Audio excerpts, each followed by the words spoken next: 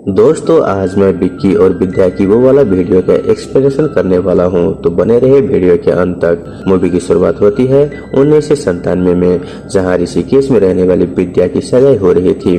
तभी विक्की जो उसका पड़ोसी होता है वो उसके सगाई में आता है। यहाँ पर हम जानते हैं कि विक्की विद्या के पड़ोसी होने के साथ साथ एक मेहंदी आर्टिस्ट भी है, इसीलिए विद्या ने अपनी शादी में सभी को मेहंदी लगाने का ऑर्डर विक्की को दिया था। अब यहाँ पर विक्की आता है और हम देखते हैं कि विक्की और विद्या का बातचीत होने लगता है। तभी हम जानते हैं कि ये दोनों एक दूसरे से प्यार करते हैं, लेकिन इनके परिवार वालों को इन बारे में कुछ भी पता नहीं होता है। यहाँ पर विद्या बोलती है कि विक्की जल्दी कुछ करो, नहीं तो मेरी सगाई हो जाएगी। विक्की सोचने लगता है कि अब मैं क्या करूँ। तभी विक्की विद्या के हाथ में अपने नाम का टैटू लिख देता है, जिससे विद्या के होने वाला पति देख लेता है और वो बहुत ही गुस्सा हो जाता है। तब जाके विक्की उसे बोलता है कि मैं एक आर्टिस्ट हूँ, इसी वजह से मैंने अपना नाम उसके हाथ पर लिख दिया। विक्की के समझाने पर वो लड़का मान जाता है। बातों ही बातों में विक्की बोल देता है कि मैं जानता हूँ कि विद्या के बदन पर कितने तिल है।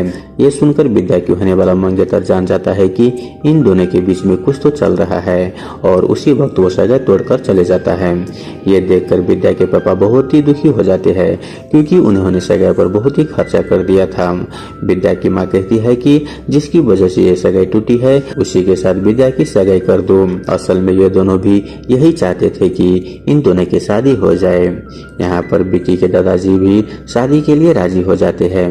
हालांकि इन सब के बीच विक्की और विद्या ऐसे बर्ताव कर रहे थे कि मानो इन दोनों के कोई मतलब ही नहीं है। वो ऐसा दिखा रहा था कि जैसे परिवार वालों की खुशी के लिए ये दोनों शादी कर रहे हैं। वहीं विद्या के पापा नहीं मान रहे होते, क्योंकि वो नहीं चाहते थे कि उनकी डॉक्टर बेटी किसी मेहंदी आर्टिस्ट से शादी करे, लेकिन परिवार के बदनामी के डर से वो मान जाते हैं। यहाँ पर वो एक शर्त रखता है कि उन्होंने सगाई पर बहुत ही खर्चा कर दिया है, इसीलिए वो शादी का खर्चा नहीं उठाएंगे। ये सुनकर विक्की के दादाजी बोलता है कि मैं अपने पोते की शादी बहुत ही धूमधाम से करवाऊंगा, जिसमें मंत्री संतरी सब आएंगे। असल में उसका प्लान यह होता है कि विक्की और विद्या की सामूहिक शादी करवा देंगे। वहीं विद्या के पापा ये सुनकर नाराज हो जाते हैं, लेकिन विद्या के समझाने पर वो मान जाते हैं। अब यहाँ पर हमें शादी का दिन दिखाया जाता है, जहाँ पर विक्की और विद्या के साथ साथ बहुत सारे दूल्हे दुल्हन का शादी हो रहा था, जिनमें बहुत सारे जोड़ी के सामूहिक शादियां हो रहा होता है, जिसे सजन नाम के मंत्री करवा रहा था, जिसे विक्की उसे बहुत ही अच्छे से जानता था। यहाँ पर हम देखते हैं कि सजन का परदेसी नाम का साला होता है, जिसके साथ उसका बिल्कुल भी नहीं बनता। अब शादी के बाद रात को विक्की और विद्या एक दूसरे के करीब आने ही वाले होते हैं कि उनके कमरे में एक छोटा सा बच्चा आ जाता है और वो उन्हीं के साथ सोने के लिए जिद करने लगता है, जिसे ये दोनों बहुत ही परेशान हो जाते हैं। वहीं बच्चे के सोने के बाद विक्की विद्या से बोलता है कि वो उसे हनीमून पर गोवा ले जाएंगे। वहीं विद्या विक्की के साथ गोवा जाने के नाम से ही बहुत ही खुश हो जाती है, मगर अगले दिन विद्या के पापा दोनों को वैष्णो देवी का टिकट थमा देता है। अब ये लोग उनको तो नाराज नहीं कर सकते थे, इसीलिए वो वैष्णो देवी के नाम से निकलते हैं, लेकिन गोवा पहुंच जाते हैं। अब गोवा पहुंचकर विक्की विद्या से कहता है कि हम दोनों का रोमांस करते हुए एक वीडियो बनाना चाहता हूँ। तब यह बात सुनते ही विद्या गुस्से से लाल हो जाती है। विक्की बोलता है कि आगे चलकर अगर हमारे बीच कभी भी लड़ाई हुई तो हम इस वीडियो को देखकर याद करेंगे कि हम एक दूसरे से कितना प्यार करते थे। लेकिन विद्या अब भी विक्की के बात से सहमत नहीं थी। दोनों एक कैफे में जाते हैं, जहां पर विद्या के कुछ कपल्स के फोटो दिखाई देती है। सभी फोटोज के नीचे उनकी कोई न कोई मेमोरीज के बारे में लिखा हुआ था। यह देखकर विद्या वीडियो बनाने के लिए मान जाती है। इसके बाद ये दोनों करीब आ जाते हैं और वो वीडियो बना लेते हैं। अब वहाँ पर गोवा में ये दोनों काफी एंजॉय करते हैं और बाद में वो दोनों घर लौट आते हैं। यहाँ पर हमें विक्की की बहन चंदा को दिखाया जाता है। यहाँ पर हम जानते हैं कि चंदा हमेशा से हीरोइन बनना चाहती थी, जिस कारण वो अक्सर घर से भाग जाया करती थी और इस बार भी वो कोई गाना शूट करने के लिए घर से भागी हुई थी। लेकिन गाने के प्रोड्यूसर ने चंदा से शादी करने के बात की, जिसे मना करते हुए वो घर वापस चली आई, क्योंकि चंदा को शादी से सख्त नफरत है। उसका यह मानना होता है कि शादी के बाद पति पत्नी के बीच में प्यार खत्म हो जाता है। यहाँ पर हमें एक और बात पता चलता है कि विक्की के घर पर जो बाई काम करती है उसका नाम भी चंदा है और यह दोनों चंदा एक दूसरे से बहुत ही नफरत करते हैं। इसके बाद रात को विक्की और विद्या अपना हनीमून वाला वीडियो देखते हुए रोमांस कर रहे होते हैं। तभी विक्की के दादाजी उनके कमरे में आ जाते हैं। उन्होंने चश्मा नहीं पहना था, इसलिए उन्हें कुछ ठीक से नजर नहीं आ रहा था और वो आते वक्त घर में काम कर रही बाई चंदा के ऊपर गिर गया था। वहीं विक्की अपने दादाजी को अपने कमरे में छोड़ आता है। फिर अगली सुबह दादाजी जोर जोर से चिल्लाने लगते हैं क्योंकि उनके घर में चोरी हो गई थी, जिसमें घर के कुछ सामान और उनकी खानदानी तलवार गायब थी। वहीं विक्की अचानक देखता है कि उनका टीवी और सीडी प्लेयर भी गायब है और पिछली रात को विक्की उनके सीडी प्लेयर में सीडी डालकर ही भूल गया था। यह सब जानकर तो उसे कुछ समझ में नहीं आ रहा था कि अब वो क्या करे और आखिर वो घर वालों को यह बात कैसे बताए। इसके बाद विद्या उसे सीडी के बारे में पूछती है। वहीं विक्की को डर था कि कहीं विद्या खुद को नुकसान न पहुंचा दे, इसीलिए वो उसे झूठ बोलता है कि वो सीडी तो मैंने पहले ही निकाल दिया था, कोई दिक्कत की बात नहीं है, तुम टेंशन मत लो। यह बात सुनकर विद्या की चैन की सांस आती है, मगर विक्की बहुत ही ज्यादा परेशान हो गया था। अब नेक्स्ट डे को पुलिस उनके घर पूछताछ के लिए आते हैं, जहाँ पहले तो इंस्पेक्टर इस चोरी को ज्यादा सीरियसली नहीं लेता, लेकिन फिर उसकी नजर विक्की की बहन चंदा पर पड़ता है, जिसे देखकर वो उस पर लट्टू हो जाता है। तब इंस्पेक्टर चंदा के सामने इंप्रेशन झाड़ते हुए बोलता है कि मैं जल्द ही उस चोर को पकड़ लूंगा और आपके सामने खड़ा कर दूंगा। उसके बाद विक्की अपने इलाके के ऐसे आदमी के पास जाता है जो एसी वाली सीडीज खरीदता था। विक्की उसके दुकान पर पहुंचकर सारी लेटेस्ट सीडी खरीद लेता है कि शायद इसमें मेरी वाली भी सीडी होगी, लेकिन सभी सीडी की चेक करने पर विक्की को पता चलता है कि उसमें से उसका सीडी नहीं है। वहीं रात को विद्या विक्की का बेसब्री से इंतजार कर रही होती है, क्योंकि विद्या के पापा ने उसके घर पर टीवी और सीडी दे दिया था। विद्या चाहती थी कि वो फिर से दोनों एक साथ वो वीडियो देखे। वहीं जब ये विक्की ये बात सुनता है तो उसके कान खड़े हो जाते हैं, क्योंकि उसके पास कोई चारा नहीं था। वो विद्या को सच नहीं बता सकता था और न ही उसे ज्यादा दिन तक छुपा सकता था। तब वो यहाँ पागलों की तरह जोर से चिल्लाने लगता है और चोर चोर करके वो घर से भाग जाता है। वहीं उसकी आवाज सुनकर दादाजी उसके कमरे में आने लगते हैं, लेकिन अंधेरे में बिना चश्मे के कारण बेचारे वो चंदा वाली बाई पर फिर से गिर जाता है। अब यह सारी रात ऐसे ही गुजर जाता है, लेकिन विक्की रात भर घर नहीं लौटता। फिर अगली सुबह उनके घर पर पुलिस आता है, साथ ही सजन और परदेसी भी आते हैं। तभी हम देखते हैं कि विक्की भी घर लौट आता है और वो सबको बताता है कि मैं चोर को पकड़ने के लिए उसके पीछे भागा था, लेकिन चोर मेरे हाथ से बचकर भाग गया। तब इंस्पेक्टर विक्की को चोर का हुलिया पूछता है। विक्की बोलता है कि मैं तो उसे बस पीछे से देखा था, क्योंकि मैं उसके पीछे भाग रहा था, मैंने शक्ल नहीं देखी। फिर विद्या पूछती है कि सच सच बताओ कि तुम कहाँ थे। विक्की बोलता है कि सच में कल रात हमारे घर पर फिर से चोर आया था, जिसे पकड़ने के लिए मैं भाग गया था, लेकिन विद्या उसकी बातों पर यकीन नहीं करती। उसे शक होने लगता है कि विक्की का किसी और के साथ चक्कर चल रहा है। वहीं विक्की उसे समझाता है कि ऐसा कुछ भी नहीं है, तुम खामखा कुछ भी सोच रही हो। उसी समय विक्की को कॉल आता है कि कोई लड़की उसका वेट कर रही है। इसके बाद विक्की जब अपनी शॉप पर जाता है तो उसे एक फॉरेनर लड़की मिलती है जो विक्की का खानदानी तलवार उसे देने के लिए आई थी। विक्की उसे पूछता है कि यह तलवार तुम्हें कहाँ से मिली, तो वो लड़की बोलती है कि मैंने इसे चोर बाजार में खरीदी थी।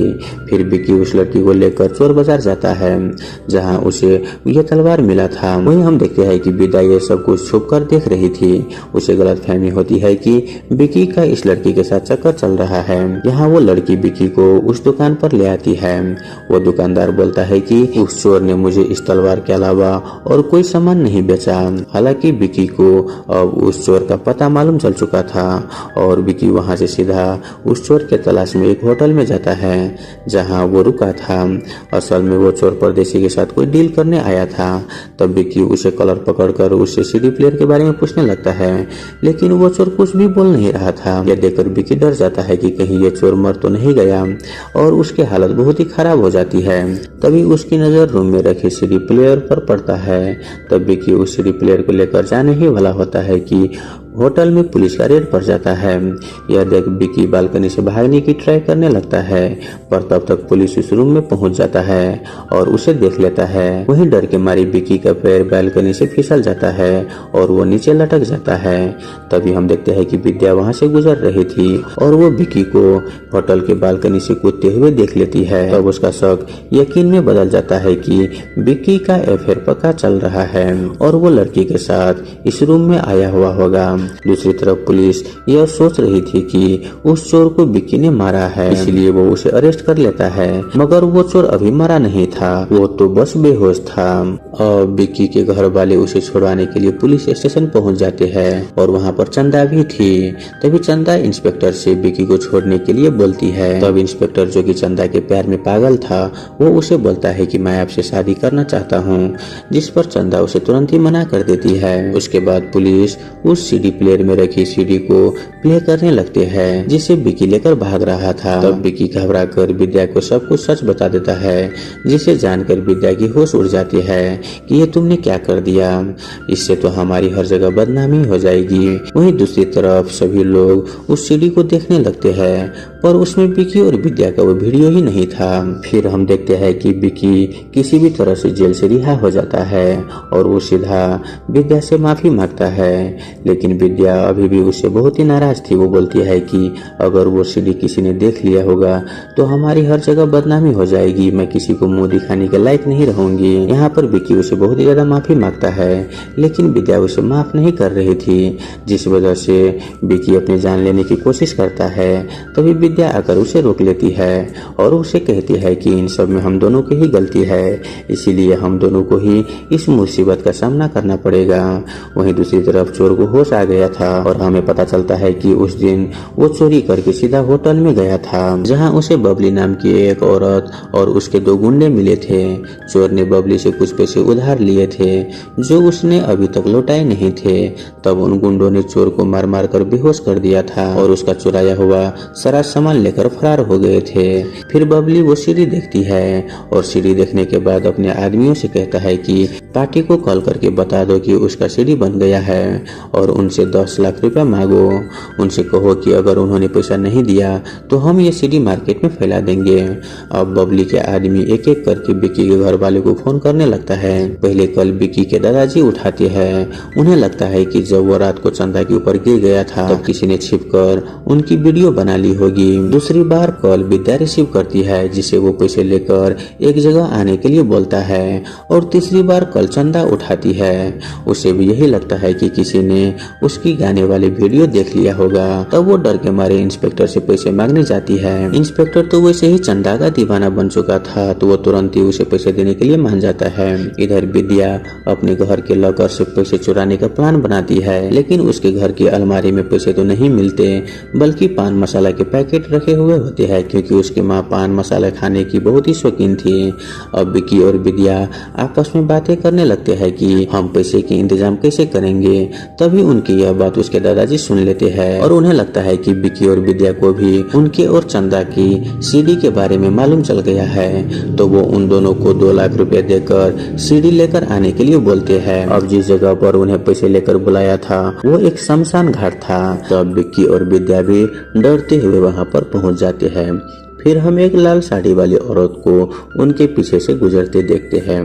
उसी समय बबली भी अपनी आदमियों के साथ शमशान घाट पर पहुंच चुकी थी। तभी वहां कुछ लोग एक लाश को दफनाने के लिए आते हैं। वहीं बबली विद्या से बोलती है कि अगर तुमने उसे पैसे नहीं दिए तो उसकी सीढ़ी सबको दिखा देगी। इस पर विद्या बिना कुछ सोचे समझे बबली को सारे पैसे दे देती है। तो ये बबली के आदमी आकर बताते हैं कि वो सीढ़ी गलती से उस लाश के ऊपर गिर गई है, जिसे उसके लोग दफनाने जा रहे हैं। ये सुनते ही विकी बबली से अपने पैसे वापस ले लेते हैं। वहीं बबली अपने आदमी के साथ उस लाश तक पहुंच जाता है। तभी हम देखते हैं कि वो लाश उठकर खड़ा हो जाते हैं। असल में वो लाश उसी चोर का था जिसने विकी के घर पर चोरी की थी। जब उसे होटल में होश आया था तो पुलिस उसके पीछे लग गई और पुलिस से बचने के लिए वो एक मुर्दा घर में जाकर लेट गया था। तब मुर्दा घर वाले लाश को लवारी समझकर शमशान घाट में दफनाने आए थे। इसके बाद सभी लोग सीढ़ी के लिए लड़ने लगते हैं। तब वहाँ किसी औरत का आत्मा आती है। शायद वह आत्मा स्त्री की थी। उसे देख सभी वहाँ से भागने लगते हैं। वहाँ पर विक्की उस आत्मा से बोलता है कि सीडी में हमारी वीडियो है, इसीलिए वो सीडी उन्हें दे दे। वह आत्मा भी उसे सीडी दे देता है, जिसे लेकर विक्की और विद्या घर आते हैं। अब सीडी को प्ले करने पर उन्हें पता चलता है कि वो सीडी उनके हनीमून नहीं बल्कि सुहागरात वाला है, और जो सीडी गायब हुई है वो अभी तक नहीं मिली। विद्या विक्की पर भड़क जाती है क्योंकि उसे बिना बताए उनकी एक और ऐसी वाला वीडियो बना ली थी। यहाँ पर विक्की बोलता है कि मैंने ये वीडियो नहीं बनाया है। अब यहाँ पर उसका दिमाग ठनकता है और वो सोचता है कि उनके सुहागरात वाली ये वीडियो किसने बनाया होगा। तब वो सब कुछ जान जाता है और तुरंत ही परदेसी के पास पहुँच जाता है और वहाँ पर पहुँचकर उसे खूब चाटे मारता है। तब जाकर हम जानते हैं कि दरअसल परदेसी भी चंदा का दीवाना था, मगर चंदा उसे घास नहीं डालती थी। तब परदेसी ने चंदा को एक बार धमकी दी थी कि वो उसके परिवार को बर्बाद कर देगा। यहाँ परदेसी विक्की को बताता है कि वो वीडियो उसने नहीं बल्कि उसके जीजाजी सजन ने बनाई है। सजन सामूहिक शादियाँ इसलिए करवाते हैं ताकि सभी नवविवाहित कपल्स को अपने होटल में हनीमून मनाने भेज सके। फिर छिपकर उनके वीडियोज बना लेते हैं। वीडियो बनाने के बाद सजन उन्हें दुबई के शेख को भेज देता था, जिसकी उसी मोटी रकम मिलता है। ये सुनकर विक्की को सदमा लग जाता है क्योंकि वो सजन को बहुत ही अच्छा आदमी समझता था और उसे भैया कहकर भी पुकारता था। तभी हमें पता चलता है कि सजन फिर से एक और सामूहिक विवाह ऑर्गेनाइज करने वाला है। तो विक्की ने उसे रंगे हाथ पकड़वाने का प्लान बनाने लगता है। फिर सबसे पहले वो शेख को गायब कर देता है जिसे सजन ने शादी में इनवाइट किया था। इसके बाद इंस्पेक्टर को शेख के गेटअप में उसे शादी में भेज देता है और पता चलता है कि सजन की बेटी भी वहीं अपने बॉयफ्रेंड के साथ सामूहिक विवाह के लिए आई थी, जिसे देख सजन तो चौंक जाता है। अब शादी होने के बाद सजन के आदमी उसे भी होटल में हनीमून के लिए भेज देते हैं क्योंकि वहाँ पर यह रूल होता है कि जो शादी यहाँ होगी वो होटल में हनीमून मनाने जरूर जाएंगे। अब सजन अपनी बेटी को बहुत ही रोकने की कोशिश करता है, लेकिन तभी विक्की और विद्या उसे बातों में उलझा देते हैं। वहीं दूसरी तरफ शेख सभी सीढ़ी के इंतजार में बैठा था। तभी सभी लोगों को सीढ़ी बनकर उसे दे दी जाती है, जिन्हें लेकर वो वहाँ से जाने लगता है। अब सजन उसके पास आकर कहता है कि तुम यह सभी सीढ़ी नहीं ले जा सकते, इसमें से एक सीढ़ी मेरी बेटी का है। वहाँ पर शेख बोलता है कि मैं तुम्हारी बेटी की सीढ़ी का 1 लाख एक्स्ट्रा दे दूंगा। अब ये सुनकर सजन को बहुत ही गुस्सा आता है और वो शेख को मारने के लिए आगे बढ़ता है, लेकिन शेख वहाँ से सभी सीढ़ी लेकर जाने लगता है। यह देख सजन चिल्लाने लगता है कि पकड़ो इसको, यह सीढ़ी चुरा कर भाग रहे हैं। तभी विक्की जानबूझकर सजन के सबके सामने पूछता है कि ऐसा क्या है उस सीढ़ी में। फिर विक्की बोलता है कि सीढ़ी को सबके सामने चलाया जाए। इस पर सजन हाथ जोड़कर उसे रोकने लगता है। तब वहाँ पर इंस्पेक्टर बोलता है कि आखिर क्यों, आप मना क्यों कर रहे हैं? दूसरे की वीडियो बनाने में तुम्हें तो बहुत ही मजा आ रहा था। इंस्पेक्टर की ये बात सुनकर सभी लोग को मालूम चल जाता है कि आखिर सजन क्या कर रहे थे और सभी लोग उसे गाली देने लगता है। वहीं सब लोग बोलता है कि अगर सजन को वीडियो बनाना ही है तो उसे अपनी बीवी, बेटी और माँ का बनाना चाहिए, न कि किसी और की वीडियो बनाकर उसकी इज्जत के साथ खिलवाड़ करे। यहाँ पर सजन को अपनी गलती का एहसास हो जाता है और वो उन सब से माफी मांगने लगता है, लेकिन कोई भी उसे माफ करने को तैयार नहीं था। विक्की बोलता है कि कपल्स यहाँ पर अपने प्राइवेट मोमेंट्स को वीडियो बनाते हैं ताकि वो पल उनके लिए यादगार बन जाए, मगर कुछ लोग उनके वीडियोस बनाकर गलत इस्तेमाल करके अपनी जेब भरते हैं। इन लोगों की ही वजह से न जाने कितने लोग अपनी जान दे चुके हैं। हमें ऐसे लोगों से बचकर रहना चाहिए। वहीं ऐसी वीडियोस का फॉरवर्ड करने से पहले सोचना चाहिए कि आखिर किसी का इज्जत का सवाल होगा। इसी के बाद कुछ दिन बीत जाते हैं, मगर विक्की और विद्या को अभी तक उनकी गोवा वाली वीडियोज नहीं मिला था। फिर एक दिन गोपाल नाम का बच्चा उनके बेड के नीचे जाता है, जहाँ पर उसे वो सीढ़ी मिल जाती है। विद्या गोपाल के हाथ से वो सीढ़ी लेने के लिए दौड़ती है, मगर गोपाल सीढ़ी को फेंक देता है। तभी सीढ़ी सीधा जाकर माता रानी के मूर्ति के पास एक ट्रक में गिरती है और उस ट्रक में विक्की की बाई चंदा थी, जो कि गाँव छोड़कर जा रही थी। अब मूवी के एंड में विक्की विद्या के साथ चंदा के ट्रक के पीछे भागने लगते हैं और ये मूवी यहीं पर खत्म हो जाती है। तो दोस्तों आई होप आपको ये मूवी एक्सप्लेनेशन वाला वीडियो अच्छा लगा हुआ हो। अगर आपको ये वीडियो अच्छा लगे तो वीडियो को लाइक करके हमारे यूट्यूब चैनल को सब्सक्राइब जरूर कर ले। धन्यवाद।